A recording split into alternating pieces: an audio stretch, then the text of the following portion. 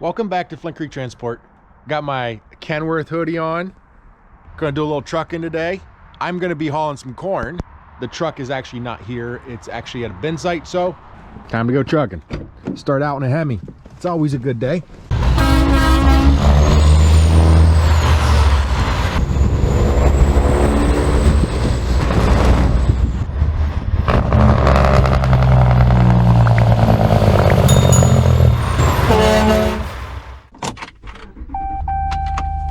Dump's coming down. The guys started unloading. I'm running this blue Peterbilt and Kenworth T800. Just running from field to bin. This rig's here sitting, running, ready to go. They're gonna do a quick walk around, make sure everything is legit. And I don't know if you can see the combine or not, but they're combining over in there. This is when it's extremely nice to have a Jake brake. You guys probably can't even hear it, but I'm going down a fairly steep grade here and got the Jake brake on, so probably got about 30 ton of corn on. Coming up to a stop sign here where I swap trucks. It's in like a dead end road. I know to some people Jake brakes might be annoying, but this is where they really save brakes. Of course, I left my gloves in the other truck.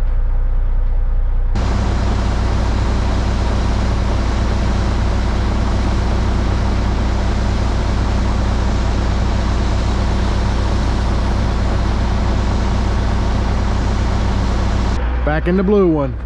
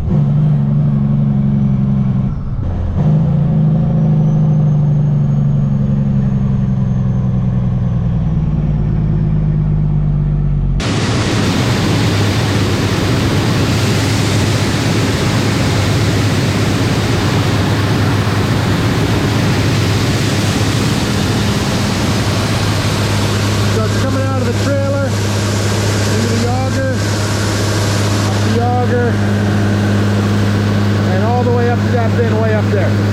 So it drops in the top and fills this whole bin. They're unloading. My replacement came, so I get to go again. Good morning, guys. This truck behind me, look at this truck number. That's the truck that was supposed to get painted, right? Here it is. Only halfway, half done. If you look, the guy did a fantastic job on the frame. Got it nice and smooth. Did a great job on the tanks. These tanks actually had the bed liner material on, just like a textured material. So he took that off and actually painted them. And then in the front, he used something like very similar to it and painted over it. So that's why the front looks a little bit different on this tank. Basically just for protection against stones and chips and things like that. A lot of this tank, or this part, you won't see anyway because of the way the tanks, or the way the pipes come out. I got some explaining to do, right? So what happened with this truck is the guy allotted time slot basically to get this done. And what happened, so you can see where the sleeper skirting was. We took that off.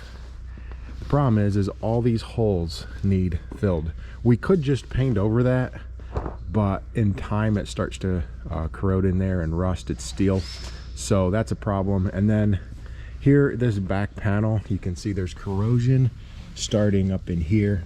You know, to really do it right, we should replace this back panel. When you have this panel off, you might as well do this panel as well. So this panel runs from right here around to here, and then you have the center panel. So both corners, basically 3 pieces. So we got down there, and I guess what happened was we ran out of time. The guy ran out of time, and this is his busy time. Everybody wants to get their jobs done here in the winter, and the process to take the sleeper apart, take everything out, it's a long process. He said really maybe, you know, you just take the sleeper and cab right off. Threw around a couple different ideas. The biggest thing was he's like, I just don't have the time. You know, I would do it for you, but I don't have the time. And you know, bad on my part. We sent it down there, and we didn't, you know, we probably didn't tell him what we should have, in saying, hey, this piece and this back panel, you know, we need to replace, we need to get new panels for. That is a lot of work. It's a lot of extra work to take them out, replace them.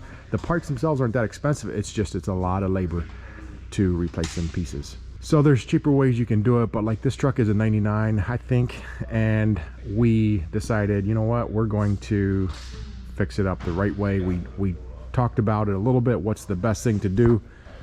So we're gonna do it the right way. He got the frame painted, he got the tanks painted, he just didn't have time for the cab. So I'm gonna have to try to get the paint code from him for the tanks, and I actually found a guy locally here in New York that can paint the cab and sleeper for us. So not exactly what I wanted. I was hoping to get it all done at one shot and we'd have this truck back and rolling by now, but you just got to kind of roll with the punches. Thankfully, it's our slow time of the year. I say slow time of the year, it's a slower time of the year, and the trucks are not as busy, so to have a truck down isn't as big of a deal. Even though a truck down is still, it's a truck not making you money.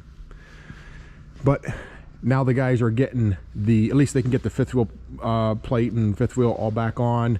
They're gonna get, they replaced a bunch of hoses. They're just checking through everything, making sure everything's right, fastening everything again, putting new brackets here on the back, getting it ready so there's less to do when this truck does come back from the paint shop. This truck's getting a new hood, and I think, if I remember right, the visor we had just put on it, pipes I think are fairly good. But when we put a new hood on it, a lot of times we just eliminate a lot of the pieces, and like pieces like this we get rid of, and we don't want this.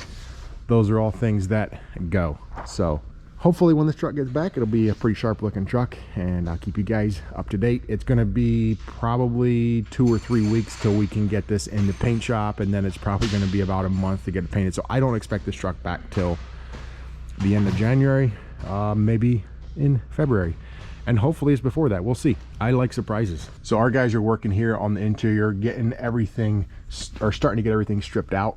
You can see it's a lot of work. One of the things too, or one of the reasons why they're cleaning this or taking this down, is because we're going to change the light pattern in the front, the clearance lights, and we're getting rid of the air horns, cleaning everything up off the top. So now it's just getting the bunk cleaned out, getting everything out of there. It's a lot of work. You know, if this was a Peterbilt, I probably won't be putting the money into it. I'm just kidding. One of the reasons though I am putting the money into this truck is this combination right here is a well sought after combination. It's perfect for our fleet. It's pre-emission, pre-ELD. That's not a big deal, but it's pre-ELD. That's definitely a benefit. It's easy to work on. We know these trucks inside and out. It's an aero cab flat top. You got plenty of room in the cab and the sleeper. It's, the wheelbase is perfect. There's so many things about this truck that fit in this fleet. So that's why I'm putting the money into it. It's definitely worth every penny. So for those of you wondering where this got done, right here is the guy's information. The bad part is he's super busy, so good luck. But I'm very happy with the job he did on the frame and on the tank. Now it's just getting the rest of this truck painted, and I have another truck scheduled for paint down there sometime, I think like September, October is when we're gonna send another truck down to get painted. Guys, remember that new Ram 2500 I picked up the other day? Here it is. Look at that wrap.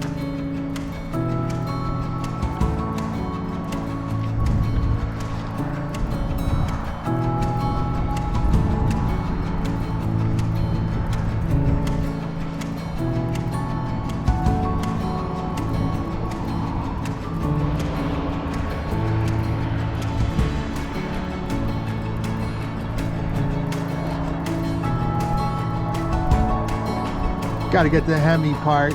One of you guys had mentioned something in the comments about getting that old International fixed up and putting it on the road.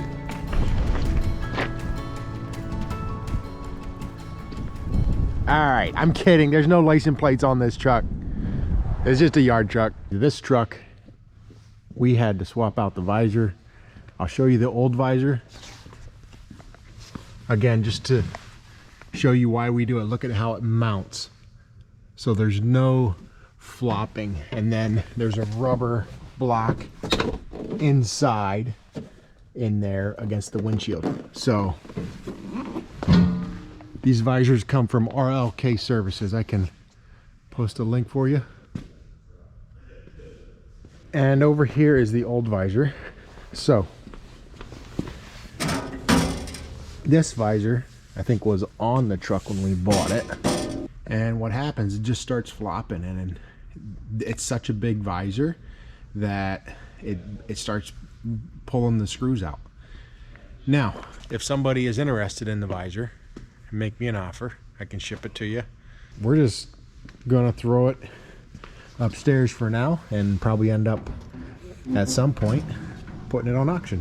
But if somebody has some interest, it does have a little starting to crack there. It's not worth much, but I can break it apart and ship it out if somebody has some interest. Big old visor for a Kenworth W900. Thanks so much for watching. We'll see you in the next one. Peace out.